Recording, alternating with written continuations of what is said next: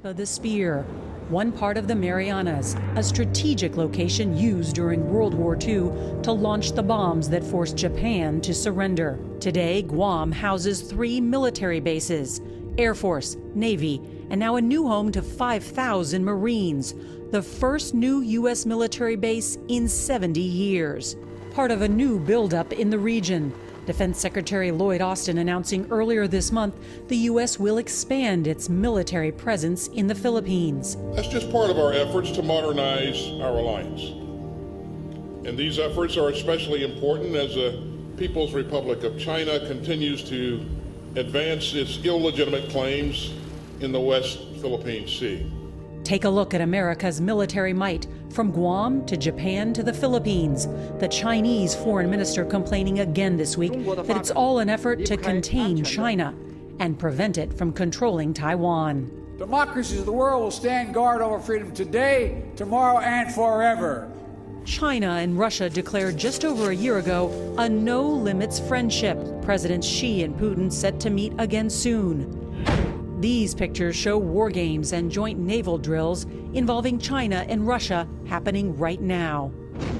How closely is Xi Jinping and China watching the war in Ukraine? Xi Jinping is likely watching the war in Ukraine very closely because it has both economic implications for China, diplomatic implications for China, and military implications. Color-coded, red, yellow, green, purple, and brown, each defining critical jobs to refuel, arm, and launch aircraft.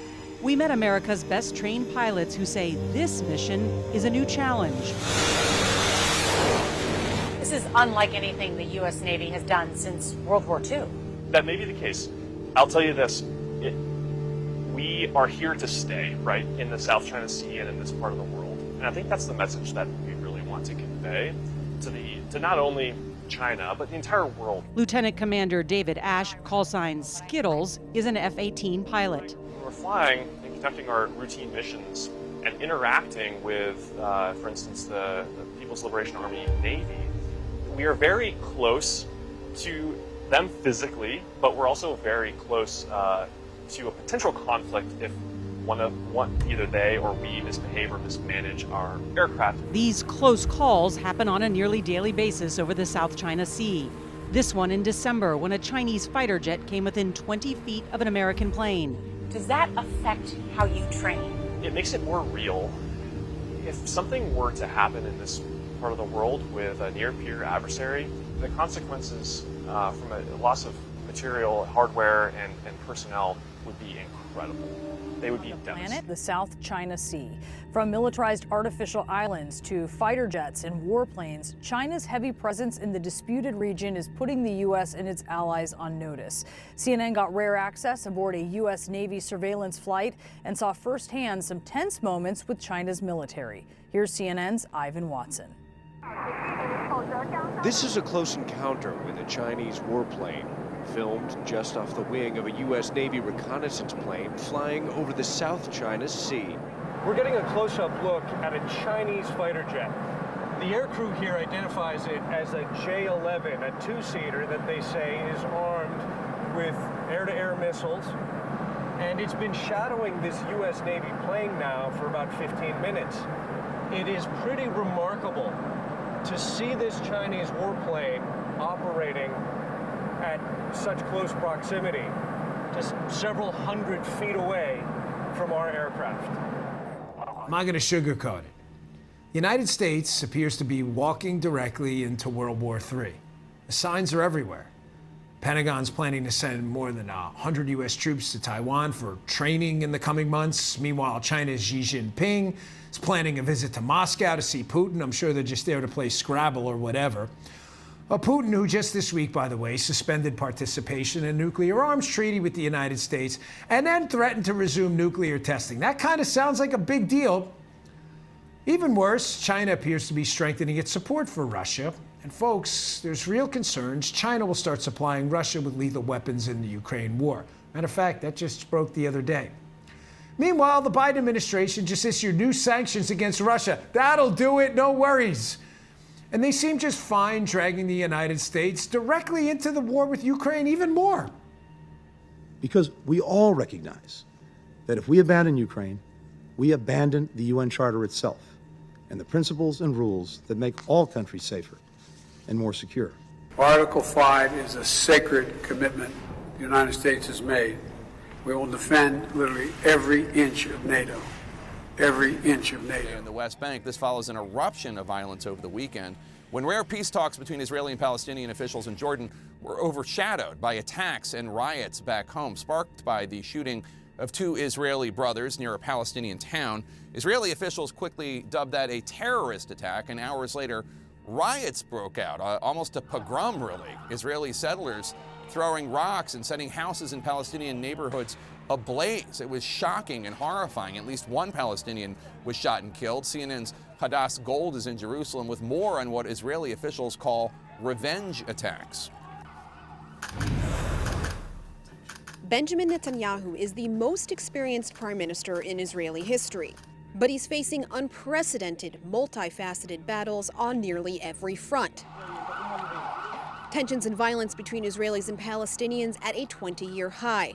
On Sunday, the occupied West Bank burned. 2 Israeli brothers shot point blank, killed while sitting in traffic in what officials say was a terrorist attack. Then, in what's been deemed revenge attacks by Israeli settlers, a Palestinian man shot and killed. Houses and cars burned. Just hours after Israeli and Palestinian officials met in a summit in Jordan meant to calm tensions.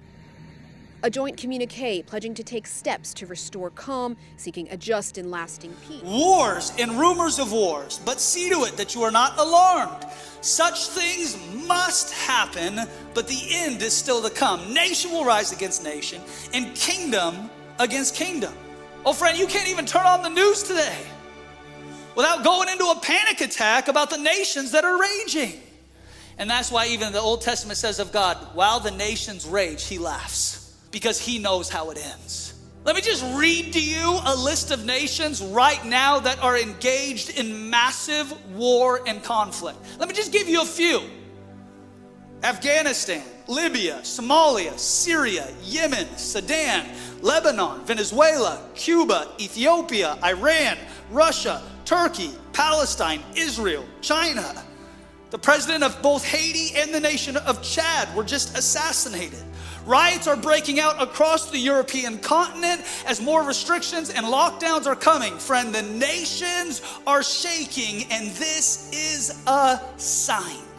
You might say, well, Pastor, come on, the nations are always shaking. There's always different wars going on. No, I agree. But we are seeing a tenfold increase in our time than anything we've ever seen before. And it doesn't just say wars and rumors of war. It says lawlessness. Friend, lawlessness is the spirit of the age. It's the spirit of the Northwest. Can't you see how even our political leaders have aligned with lawlessness? They have called evil good and good evil. They've actually incentivized lawlessness in our streets. You can do whatever, smoke whatever, say whatever, camp wherever. You can steal up to a certain amount without any ever type of penalties being occurred. It's a spirit of lawlessness and outrage that's taken over our streets. And friend, hear me, it is a sign. And it points that the end is near. Lawlessness is not just a spirit. It also, at a future date, will be personified as an individual. And the Bible says that that man will be known as the Antichrist. But when the Apostle John teaches on the Antichrist, he says, but the spirit, watch, of the Antichrist is already at.